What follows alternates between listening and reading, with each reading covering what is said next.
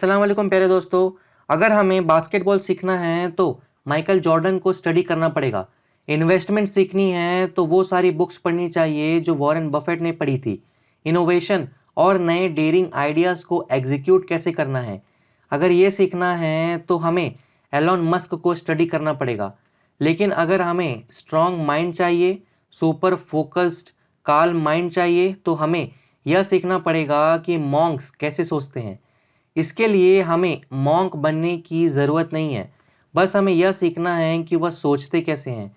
और आज की इस वीडियो में मैं super stable focused mind achieve करने के लिए मॉन्क्स के सोचने का पैटर्न आपको बताऊंगा। और यह सब सीखेंगे जे शेट्टी की book think like a monk से। So let's start.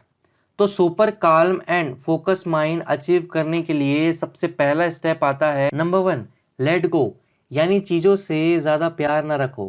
डिटैचमेंट का मतलब ये नहीं है कि तुम किसी भी चीज़ को खुद से पास मत रखो, कुछ मत खरीदो, बल्कि इसका मतलब यह है कि आप अपने मन मर्जी की चीज़ों को ले लो, लेकिन साथ अटैचमेंट ना रखो। यानी कल को अगर आपके पास वह चीज़ नहीं भी होती तो उसका आपके मेंटल स्टेज पर डिस्टरबेंस नहीं होना चाहिए। इन शॉर्ट, हमें चीज़ों को ओन करना है, ना कि ऐसी कंडीशन बनानी है ताकि वह चीज़ हमें ओन करे। तो अब सवाल यह आता है कि हमें डी अटैचमेंट वाले स्टेज में कैसे पहुँचे। इसके लिए ऑथर 3 स्टेप्स प्रोसेस बताते हैं, जिसमें सबसे पहला स्टेप आता है नंबर 1, स्पोर्ट्स। आजकल हम लोगों को पता ही नहीं है कि हम रियल लाइफ में है कौन, हम चाहते क्या हैं। हमारी आइडेंटिटी ऐसी है कि जैसे हम एक शीशे के सामने खड़े हैं और उस शीशे में धूल लगी है, जिसके लिए हमें सेल्फ ऑडिट करना पड़ेगा। यानी यह जानना पड़ेगा कि हम अपना टाइम कहाँ यूज़ करते हैं, कौन सा मीडिया कंज्यूम कर रहे हैं, क्या वह बुक है, कोई नॉलेजेबल कंटेंट है, या फिर कोई यूज़लेस गार्बेज है। और फाइनली हमें ये देखना पड़ेगा कि हम मनी कहाँ स्पेंड करते हैं, नेटफ्लिक्स के सब्सक्रिप्शन में या कोई यूज़फुल मेंबरशिप में। नेक्स्ट स्टेप कहता है नंबर 2, स्टॉप। ऑथर कहते हैं कि हमारी लाइफ में 7 तरह के नेगेटिव लोग हैं जिन्हें हमें अवॉइड ही करना चाहिए।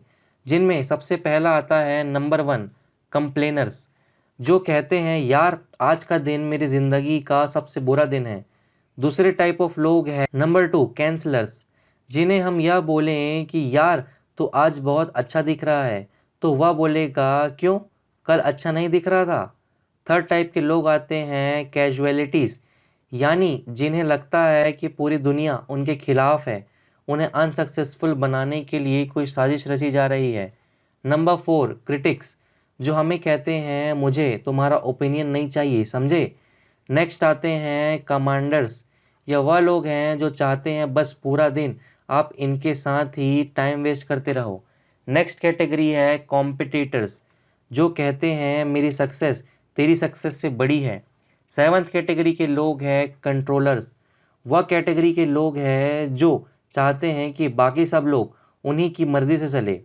ऑथर कहते हैं कि हमें इन 7 लोगों को अवॉइड ही करना चाहिए, लेकिन साथ में हमें 75-25 रूल को फॉलो करना चाहिए, जो कि कहता है कम से कम हमें अपना 70% टाइम पॉजिटिव लोगों के साथ गुजारना है और मैक्सिमम 20% से ज़्यादा टाइम नेगेटिव लोगों के साथ स्पेंड नहीं करना है। या फिर हम इसे इस तरीके से भी कह सकते हैं कि हमारी ज़िंदगी में एक नेगेटिव पर्सन है तो उसे कंप्लीट करने के लिए कम से कम 3 पॉजिटिव इंसान होना ही चाहिए। नेक्स्ट स्टेप आता है नंबर 3, स्वैप।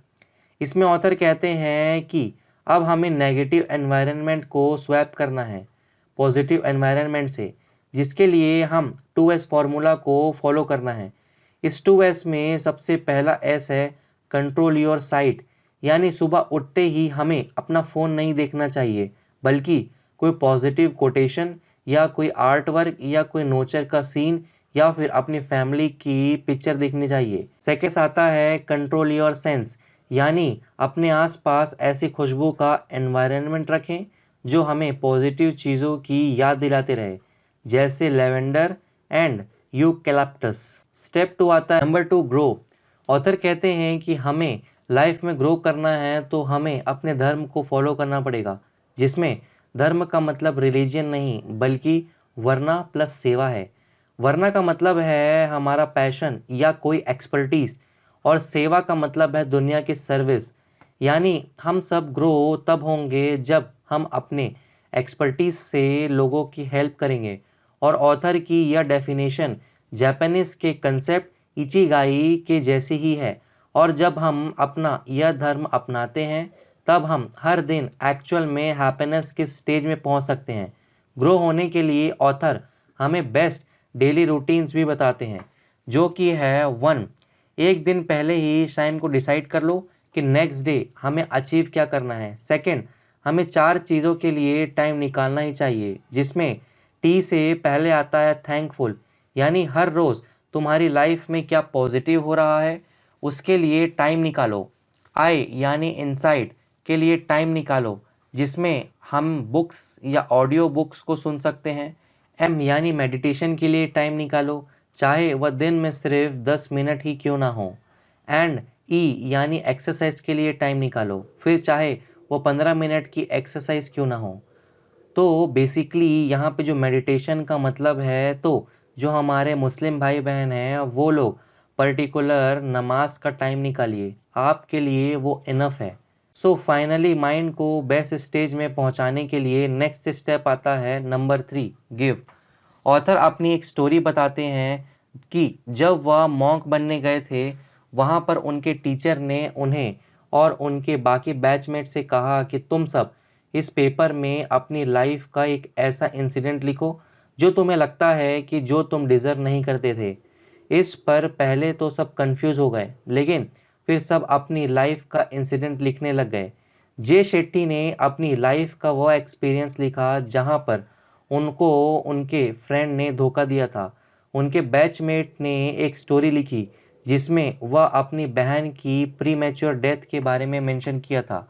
15 मिनट के बाद जब सब अपने नोट्स दिखाए तो हर इंसान ने अपनी लाइफ का कोई ना कोई नेगेटिव इंसिडेंट लिखा था, जिस पर सीनियर मॉन्क ने सबसे कहा कि यह जो सारे पॉइंट्स ने तुम्हें लिखे हैं वो वैलिड हैं, ट्रू हैं, लेकिन यह सब नेगेटिव है। तुम सबको ऐसा क्यों लगता है कि जो भी तुम्हारी लाइफ में पॉजिटिव चीज़ें हुई है वह तुम डिज़र्व करते हो? तुम सब अपनी फैमिली मेम्बर्स के बारे में तो लिख सकते थे जिन्होंने तुम्हारी लाइफ को इम्प्रूव करने के लिए इतना टाइम इन्वेस्ट किया है जितना कि तुमने खुद नहीं किया। इसीलिए एक लेसन जो उस दिन उस सब ने सीनियर मॉन्क से सीखा था वह ग्रैटिट्यूड, यानी जो भी पॉजिटिव चीज़ें हमारी लाइफ में होती है, स्पेशली छोटी छोटी चीज़ें, उनके लिए भी हमें थैंकफुल होना चाहिए। और यह बहुत से रिसर्च भी प्रूव कर चुकी है कि ग्रैटिट्यूड हो यानी हर बार छोटी छोटी चीज़ों के लिए थैंकफुल होना डायरेक्टली रिलेटेड है हमारी हैप्पीनेस से। और इसके बाद ऑथर बोलते हैं कि मैं हर चीज़ के लिए थैंकफुल होने लगा था जब वह 9 साल के थे, पहली बार इंडिया आए और रेड लाइट में जब उनकी टैक्सी रुकी तो उन्होंने सिग्नल में एक छोटी लड़की देखी जिसकी टांग नहीं थी और वह झुकी हुई एक कूड़े के डिब्बे से कुछ निकाल रही थी। जब वो सीधी खड़ी हुई तो ऑथर ने रियलाइज़ किया कि उसके तो हाथ भी नहीं थे।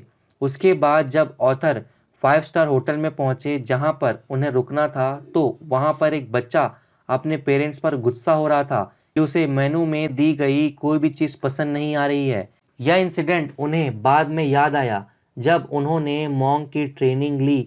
वह लंदन में अपने कम्युनिटी के साथ कितने पार्टीज बनाते थे, लेकिन दुनिया में ऐसे भी लोग हैं जो हर रोज़ इन चीज़ों के लिए काम कर रहे हैं। क्यों नहीं सिर्फ 2 वक्त का खाना मिल जाए।